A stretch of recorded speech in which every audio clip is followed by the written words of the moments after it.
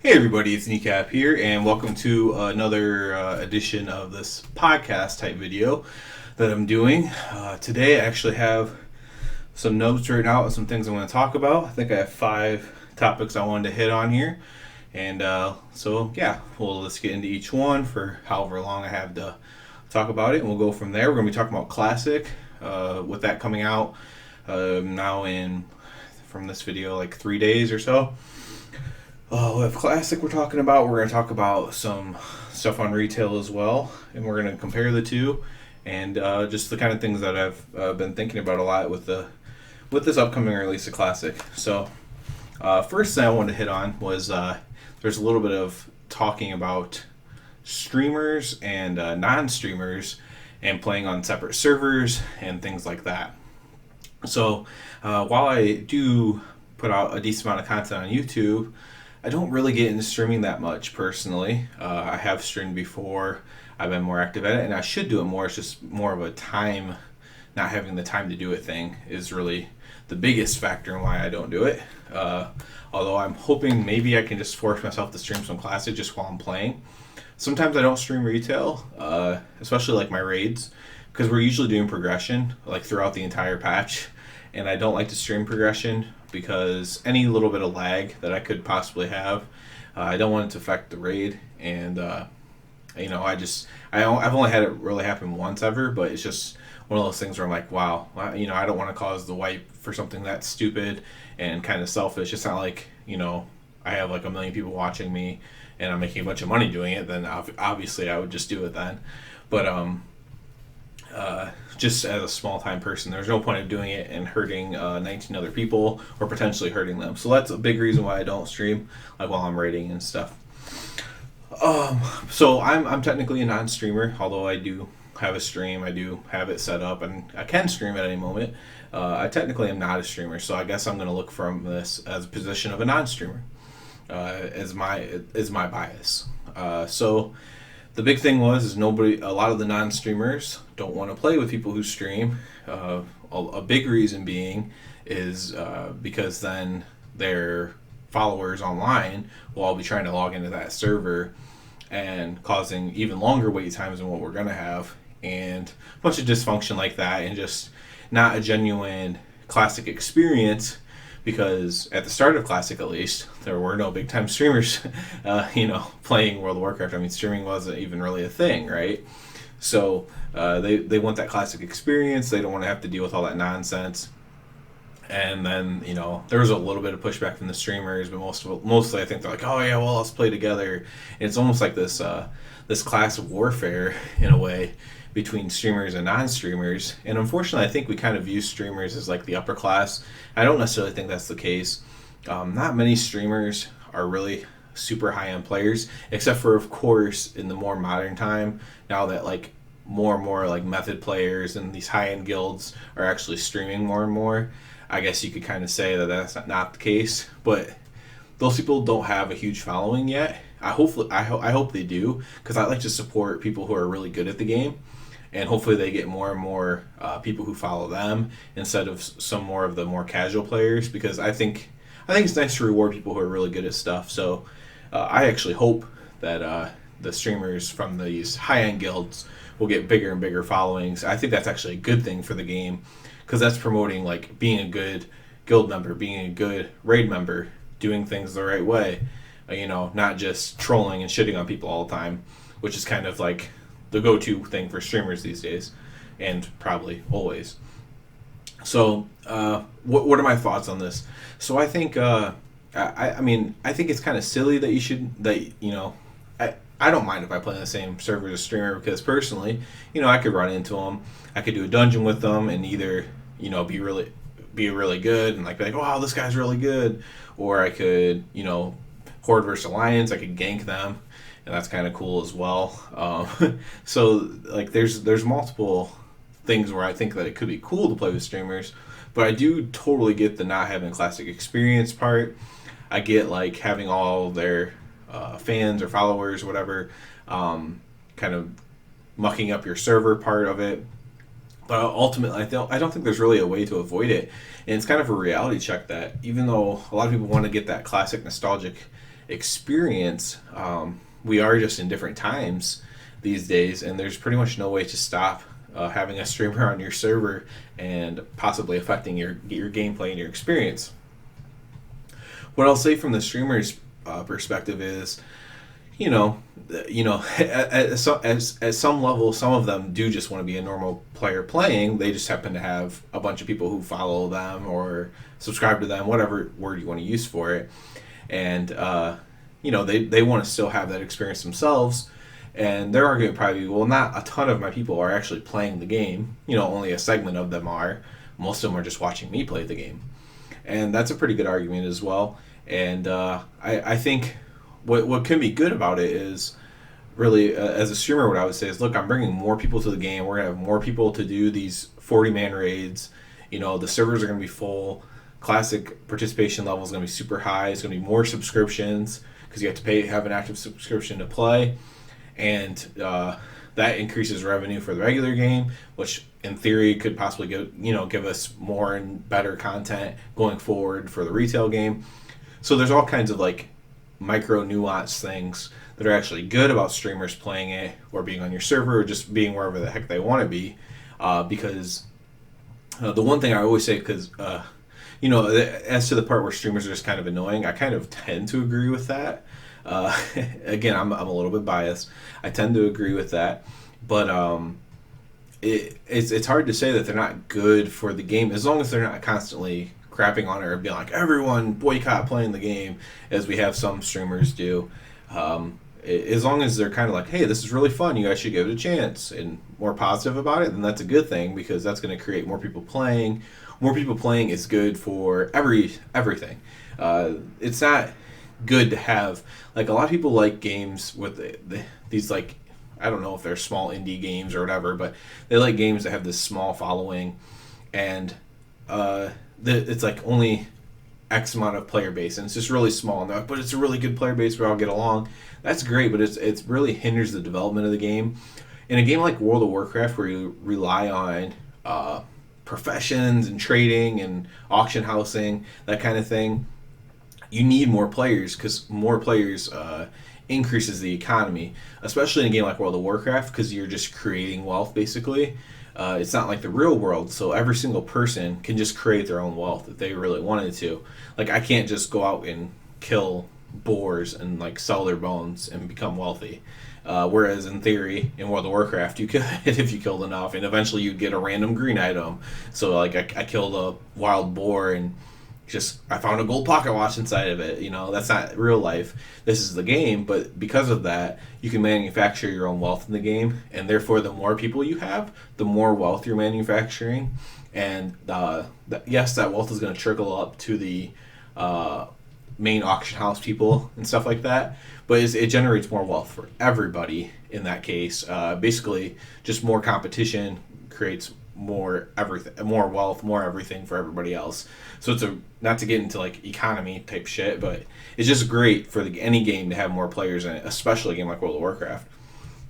So I'm all for that. I think it's good for Classic. I think it's good for retail, and go ahead and stream, man. And if you're not a streamer, start streaming. Get a following. I'm all for it. Hopefully, I'll be streaming it myself. You can check me out on Twitch, NeekaPPod. You can go ahead and follow me there. Again, I don't actively stream, but I am planning on it for Classic. I just don't know if I'll have the time or not. So therefore, I don't have like a set schedule or anything like that. Real life priorities always take the cake, take advantage there. So. I think that's about all I had to talk about the streamers versus non-streamers issue. I also just kind of thought that was a little bit funny at first, but there were some good points to talk about it. Next up, I'm actually going to talk about retail versus classic and the pros and cons of it. I kind of have gotten into this before, and so I'm not going to like dwell on it too much and be like super specific, like I have to have 5 pros, 5 cons for each. And ultimately, what's important to know in this, like a pro could be like super good, and a con could just be like a meh con, or it could be the opposite. A con could be like a deal breaker, right? In relationships and friendships, whatever, you can have deal breakers. Someone does this, I can't be their friend anymore. Someone does this, I can't date them, etc., etc. So you can have cons that way heavier than the pro, in the same way you can have a pro that weighs heavier than the cons. So it's not about numbers at all. So if I do more cons for Classic, that doesn't mean I hate Classic. If I do more cons for retail, it doesn't mean I hate retail.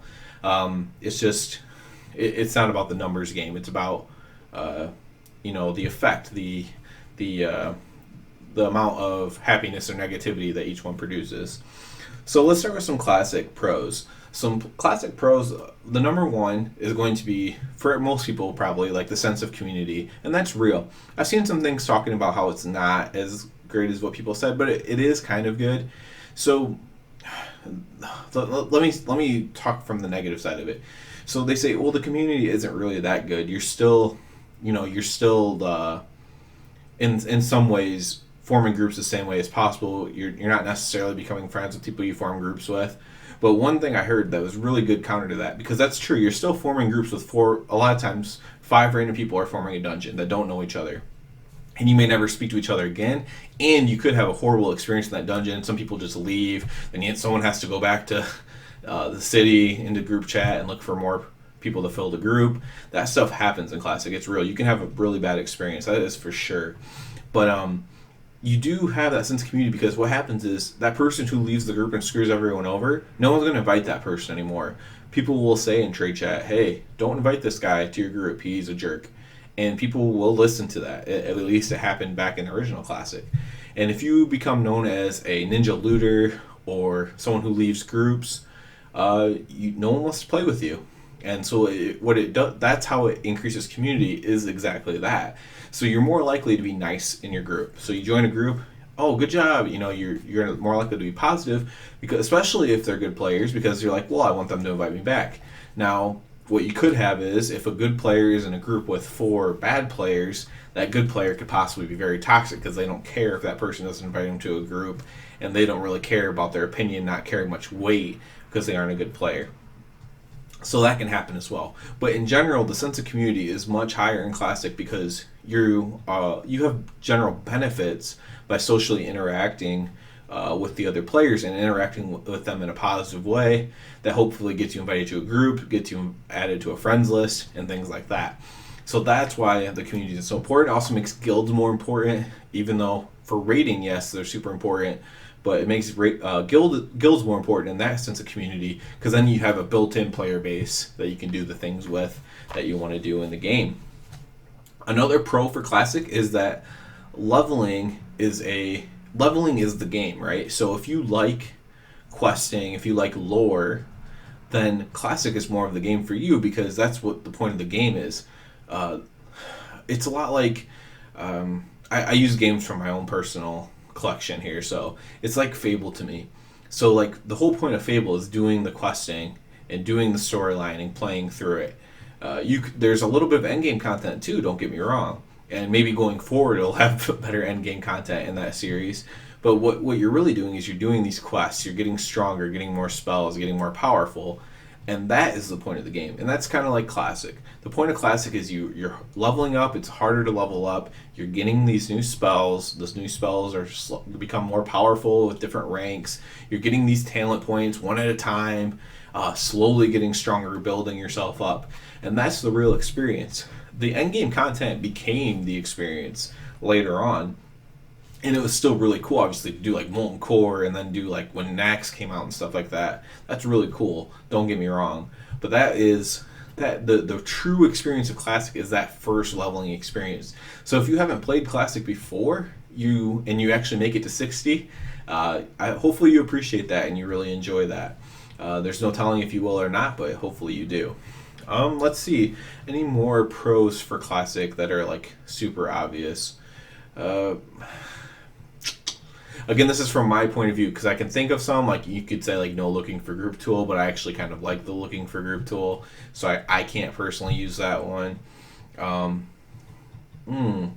You could say, for me, a pro would be having gear matter like a ton while you're leveling up. Like if you get a certain item, I remember leveling up, it was actually, as long as you weren't super unlucky and you couldn't get it, of course, but it was actually somewhat beneficial to like farm Zul'Farrak and try to get Sul'Thraze as a warrior, because it was just such a powerful weapon and you could use it for a while at 60, even until like you got whatever, if you were a raiding weapon, or if you got a nice two-handed weapon from PvP, but you could use that soul raise for, that 50 to 60 range, and then a little bit at 60 and still be powerful with it. So like that, I kind of like that kind of stuff. Again, that kind of ties in with the questing and lore and everything like that. But that's for me, that's a big thing. Getting a piece of loot when you're 30 and be like, wow, I can use this until I'm like level 50 or level 60, which is going to take me forever. Then that's pretty cool for me. Instead of like BOAs that just kind of level up with you, so there's no excitement with it. Instead, you're getting something that's powerful like a BO, bind on account item, but it's not that, and it's something you just keep using, and it's really special that you got it. So that's kind of cool as well. Some cons for Classic, for me, is where a lot of times the cons kind of are the same thing as the pros, but the other side of it. So the con for Classic is, one of them is the leveling. So it takes a long time to level to 60. So some people playing hardcore are going to get there and they remember all the quests and stuff. Maybe they even have add-ons. They're going to get there in a somewhat good time. It's hard for me to really venture a guess. I guess maybe a month. I guess if you're playing 24 hours a day, though, you could do it faster than that. But a month is probably like a good general timeline, just as a random guess of getting to 60. Obviously, there'll be crazy people who do it faster than that. But a month's like a pretty good general timeline of how long it's going to take someone to get to 60. And that's like playing pretty hardcore, right? That's not just playing casually. The casual person, however, which is what a lot of people are these days, so even people who raid at the higher end like me, I'm not like world first chase high end, but we're mythic clear guild. And but a lot of times, sometimes the biggest time I log in is for the raids, especially once I get my gear caught up to where it needs to be. So right now, my gear's caught up. I have my necklace at 65, and now, other than running maybe a Mythic plus 10, I don't have a huge incentive to play other than raid nights. So that will change my priorities a little bit. I'll focus more on my videos, or I'll focus more on real life, of course, than trying to log into World of Warcraft. So for me, as more of a casual player, even at a high end, it's hard for me to find time and to justify Timesink that comes into leveling in a game like Classic that takes a ton of time and a ton of effort just to play. Some things that contribute to that are a lot of running. You don't get your mount until later. There's less flight pass. You're forced, because of lack of quests, to go on the opposing faction, where you have even less flight pass in their zones. Like Desolus for Alliance is quite desolate, I'll say that. So that can be a huge issue as well. That's probably the biggest issue with Classic. Second biggest issue would be just there's not a huge amount of class balance in Classic. So you might be playing your favorite class, but it might suck in Classic, and you're just going to realize that, I guess, while you're leveling up and everything like that. For example, an example would be Warrior. Warrior actually is really strong. It's one of the better classes, especially Arms Warrior.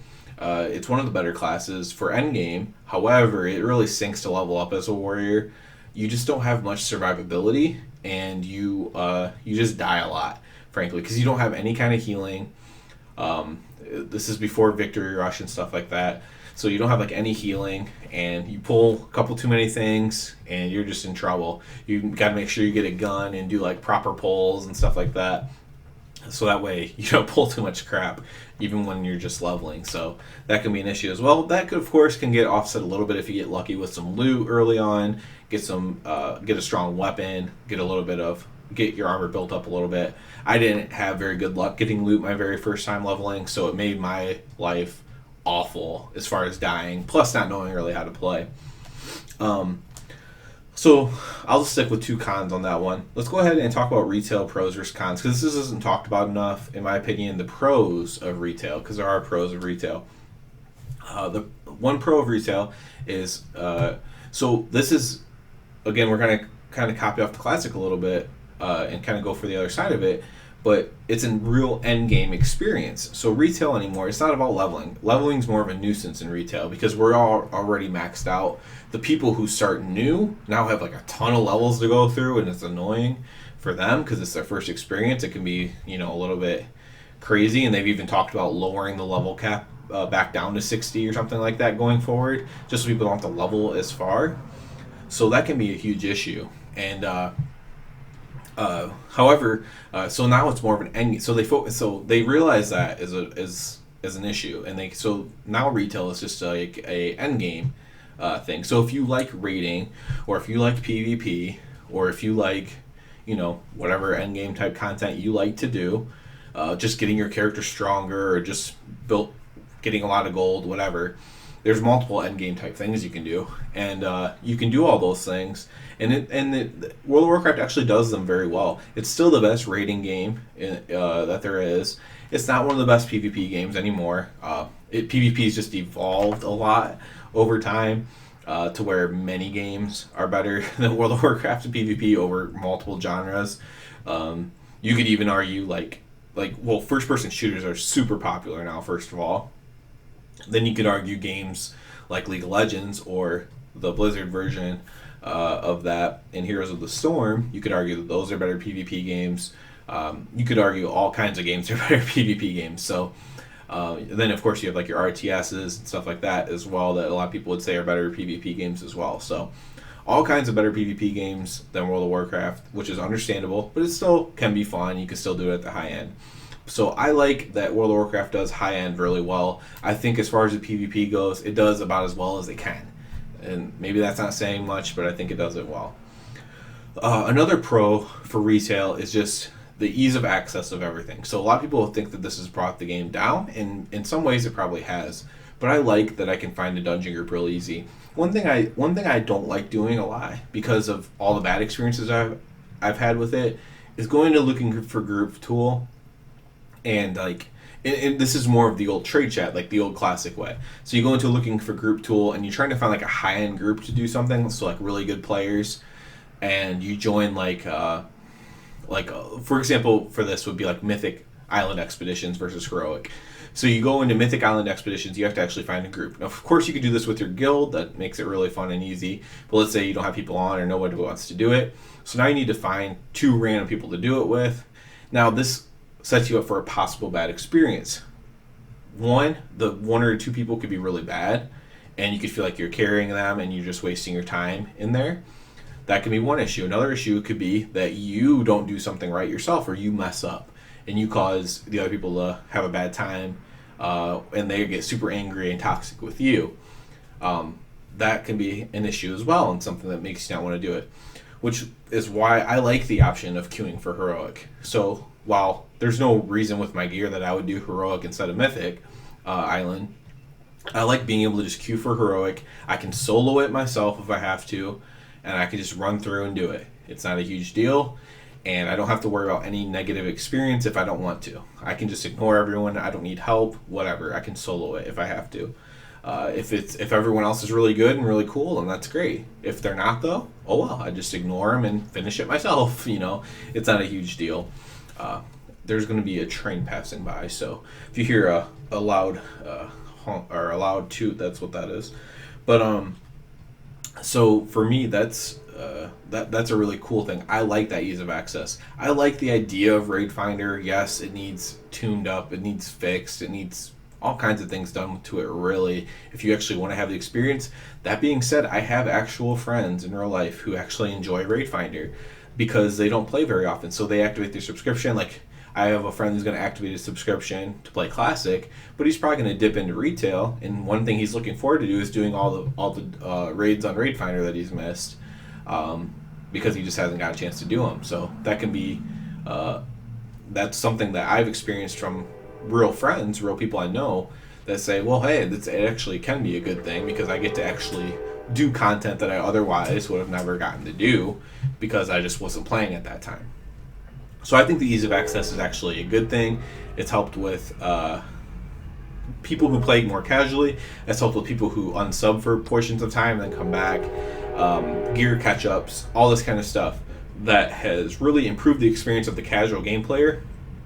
Because for a while, I think the real issue was the experience was made all for the endgame player, and those experiences were harder and harder to do as time went on, as more people had less time to play, as whatever. So now they're trying to filter it for this way, and the only issue that's been really in it is that there's been this weird crossover where a lot of the casual players left the game. So you're trying to get those people to come back and say, hey, look, you can casually play this game, sub for a month or two here or there, and still get the experience. And then you also have the high-end players that are like fighting against that, like, no, you have to you have to play all the time. You're like us, like we slave away and play all the time. So that's kind of the dichotomy there. But overall, I like it. Again, this is my bias, but I like the ease of access in the game now. The cons of retail are going to be kind of the opposites of the pros of classic, right? So the con of retail, I mean, you could also add pro of retail. There's more flight paths, get your mounts easier, you can fly earlier, that kind of crap. Well, not technically earlier, but just easier to obtain flying and all that kind of stuff. You could add that to it. So the cons of retail would be that lesser community. Guilds have a downsized role in the game, unless you are a mythic raiding guild. Other than that, there isn't a huge benefit to having a guild. You can do these big PvP guilds that exist that are actually pretty efficient ways to like get your conquest and stuff like that. But yeah, there's a definite less sense of community in retail now, so that's definitely a con. Another con of retail is just seems to be just some big hits and misses on systems that they feel a little bit forced. So it seems like sometimes they force, we're going to have less abilities, so we're going to force it. And it seemed like for a while they're like, oh, we're going to force, every time we're going to give you more abilities. And we had too many abilities. And the Azerite system seemed forced, and then they kind of fixed it. And then, you know, at first the artifact power in Legion seemed forced, and then they kind of fixed it. So you kind of have these hits and misses, and they fix it, they don't fix it. And to me, that's been one of the biggest cons in retail. Now, there's not much, that's not really about the game, that's more of the game developers and decisions that they've made. So maybe that situation would only be fixed if they got like different people working on it. But that's definitely one issue that I think everyone points to and says is an issue, right? So that's something that they maybe need to put a little bit more thought into. Maybe they need to break down pros and cons of it like I am now. Like, oh, the pros of Azerite is, oh, it gives you these more options. Oh, the downside of Azerite is the way our system works, you're never really getting new gear. You're just getting higher eye level of the same gear. So that's something that they could have probably thought about ahead of time instead of doing the way they did. So I'm going to take a little break talking about Classic now. And I'm going to get into talking about the neck grind in retail. So I had mentioned earlier in this video that I actually hit my 65 on neck, and that's no amazing feat by any means. This is kind of like an average time to be getting it. Not average if you're casual, of course, but average time if you play a little bit more often. I would have gotten it much earlier, to be fair, but I didn't have my war mode on for like the first 8 levels that I got from this patch. Or so, like it was like level 58 when I just turned my war mode on because I was just getting too far behind people, and I just wasn't enjoying playing with war mode on at the time, especially with Nazjatar. I was just getting ganked too much and having to wait too long if I didn't want to get ganked. However, as I've gotten more gear and I can kill like 4 average geared players by myself. First of all, that becomes a lot easier because I can just be a little bit more of a bully. And kind of insert myself into a situation and get the kill faster that I need to get. So that helps. Also, more Alliance seem to have turned it on, maybe for the same reason as me. They're just getting behind on their necklaces too much or something like that. So I could have gotten a lot more if I just would have had my war mode on. But I finally hit 65. I really pushed it the last couple weeks, doing about every world quest. I'm going to hit 10,000 world quests soon. Done, which is a ton, as anyone who plays the game knows. I remember when I hit 10,000 quests done. That was a long time ago at this point, but that's just a lot of quests. So I'm going to hit 10,000 world quests done. So that's world quests literally started during Legion. So in the past 2 expansions, I will have done 10,000 world quests. I think I'm at 9,750 on the dot right there. So I was doing, now this is why am I doing so many world quests? Doing world quest 1, the ones that are award Azerite power, but also 2 because the rep, the amount of rep you get is so good because then you can turn that into Paragon. Once you get to 10,000, because I'm exalted with everything, obviously. So once you get to 10,000, you get the Paragon chest, and you get a nice, huge chunk of Azurite doing that. So the rewards for rep is actually really, really good at this point, because you're going to get gold, you're going to get resources, which don't really do anything, and then you're also going to get the Azurite, which is super valuable.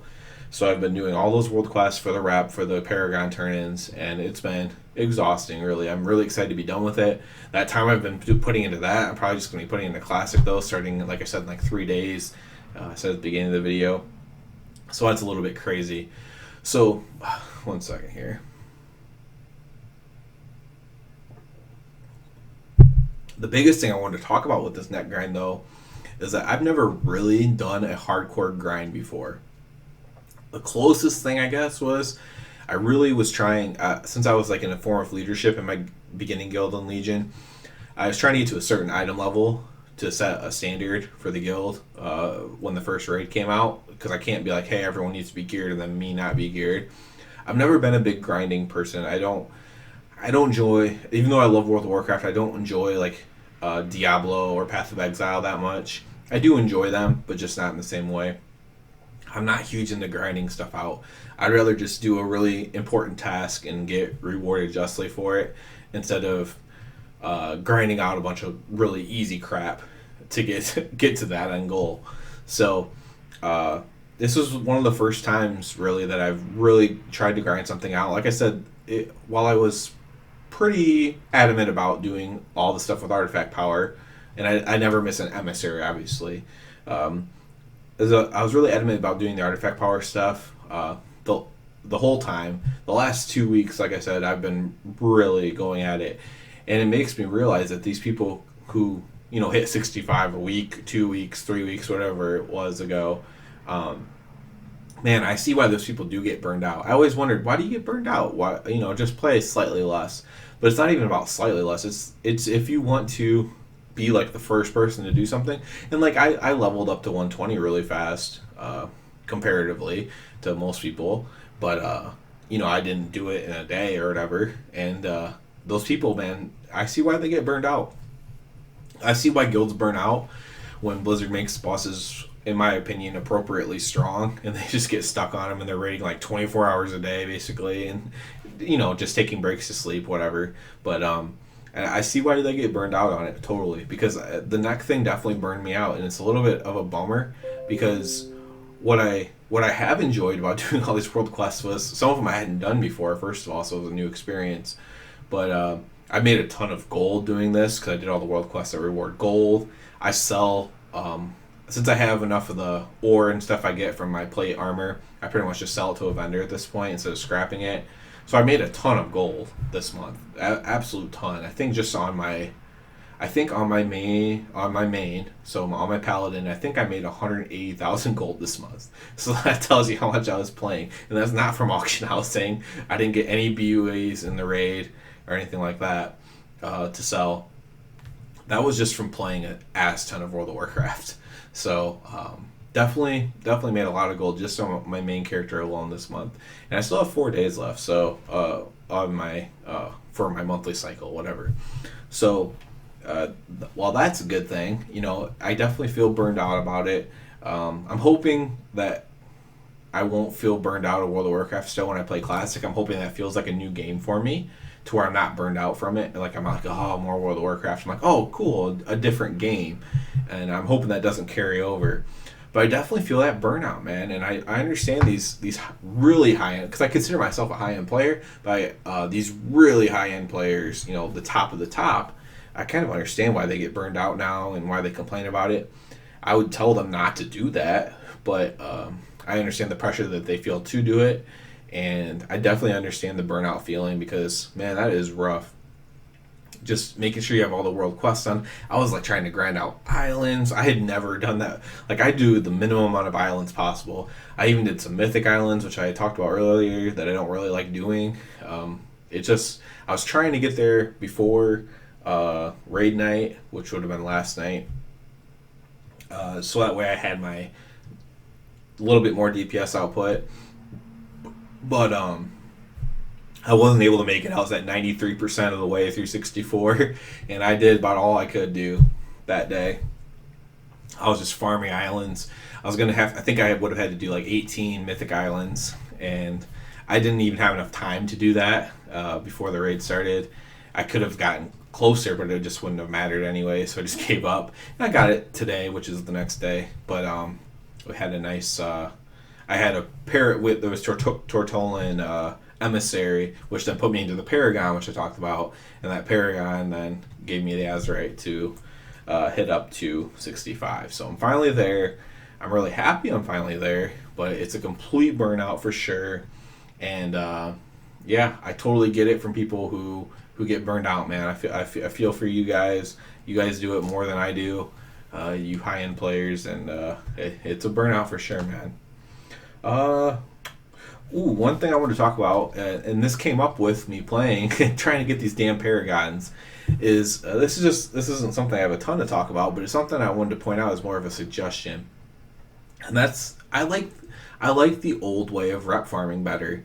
I actually like world quests overall. Obviously, if I've done this many, 9,700 something at this point, obviously I somewhat enjoy world quests. I especially like when they add new ones that I haven't done before. I liked it better in Legion when they were adding new ones throughout to the old zones before that they opened up Argus and stuff like that. They were still adding like new world quests to the older zones, and I kind of like that. It was kind of like a new experience, and a lot of them were like the elite ones that had like mechanics and stuff to do. So that was kind of cool as well. So I do like the world quests, but that's pretty much the only way to farm rep right now. So what happens is when you do all the world quests, all of a sudden you don't have any way to get any rep anymore. And what I mean is, in the old days, you could either get items to turn in rep, which you can still technically do from Island Expeditions. You can get items that you turn in, and you'll get a little bit of rep from them, not a lot. You can also buy them with Seafared doubloons or whatever they're called. At least that's what the Alliance is called. I don't know about the Horde if they're called something different or not, but you can get a little bit of rep that way. It's not super efficient to do that, obviously, but you can't do two things. You can't just sit there and farm mobs if you want to and get like 1 rep per even, and you can't hopefully get items to turn in to get rep there. So even in vanilla, I think it was vanilla, if not it's BC, but you could just turn in cloth even for rep. So you could just you could collect cloth and turn it in. So it's been a staple of the game that now no longer exists really. Eventually, like when they add new factions and stuff, so like in Nazjatar there is technically stuff you can do like that. You can get items off of certain like rare creatures that turn in. You can get a little bit of rep from that.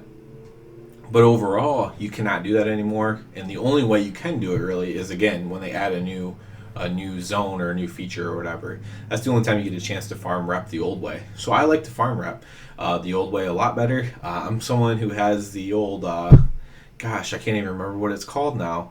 It was in Fellwood, the fur blogs you had to kill, the Timber Maw. So exalted with the Timber Maw.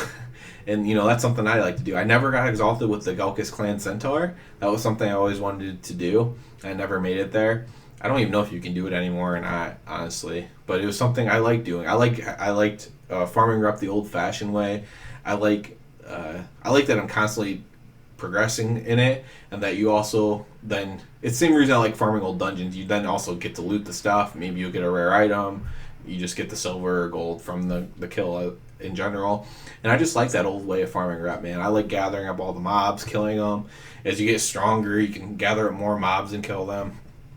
And I like that old style. And you could even do that as far back. It was basically before World Questing. You could do it. So while I like World Quests, perhaps there's something they could do in maybe rare items that you could turn in for a rep if you wanted to farm something for the rare items. Because they don't want to diminish the World Quests, which I understand that. So I understand not just sitting there. They don't want you to just sit there and just farm the stuff anymore, maybe, like the mobs. But maybe some rare items that you could turn in. Like Netherwing eggs for the Netherwing in BC, for example. Maybe there's some items like that you could farm, and that would be really cool, I think, for them to put that in. Oh, what's my last thing here? Can't even read my own handwriting. Okay, so I want to wrap this up with, and something I have talked about before, But I do think most people are going to burn out in Classic. Now, let me say this. If you're watching this video, if you're actually watching this, then you probably are not a super casual player, maybe. So you could be like, you're an idiot. Of course I'm going to play till 60. I'm going to keep playing. I'm going to raid. I'm going to have a lot of fun. That could be entirely possible. But I think for the average player, so we early in the video we talked about the streamers versus non-streamers. If you're just someone who plays simply because you watch a streamer that plays and you just play sparingly, you're not going to enjoy Classic very much because you're not going to get very much done when you play, and it's going to take you too long to get anywhere. You're going to be so far behind everyone else that I don't think you're going to have a lot of fun with it. I've seen a lot of people say, look, I started in Panda or I started in Lich King. I'm going to play Classic. It's going to be amazing. And, man, there were so many changes just with Burning Crusade that I don't think people understand what they're in for in general. I think the only people who understand what they're in for are people who played Classic, and I think some of them don't understand what they're in for because they don't understand that regardless of how old you are now, you were, at the time Classic came out, you were what, 12 years, 13, 14, 15, you were a lot younger. You were a lot younger when it came out than you are now, and your life has probably, in many cases, changed a decent amount since then. So you might not have more time because of your job. Could be because you have family. Could be because of both of those things. It could be just because you have other hobbies or other games. You have different commitments with different friends than you had back then. All kinds of things. And I think a lot of people are going to burn out really quickly in Classic. My over-under, I probably set it about 30. I think anyone could get to 20 if they really want to. But I think around that level 30 period, I think a lot of people are going to be like, wow, this sucks. They're going to run out of quests to do that are in easy-to-access zones, and they're going to have to go to places that they don't even know how to get to in Classic. And I think there's going to be a lot of issues with that. I think that's when the burnout's going to occur. I hope not. As I said earlier in the video, the more people who play, the better, in my opinion. So I hope people don't burn out, but I definitely get a feeling that they will. I hope that before they burn out, maybe they give retail another shot, or they continue to play retail, or maybe appreciate retail better if they burn out in Classic.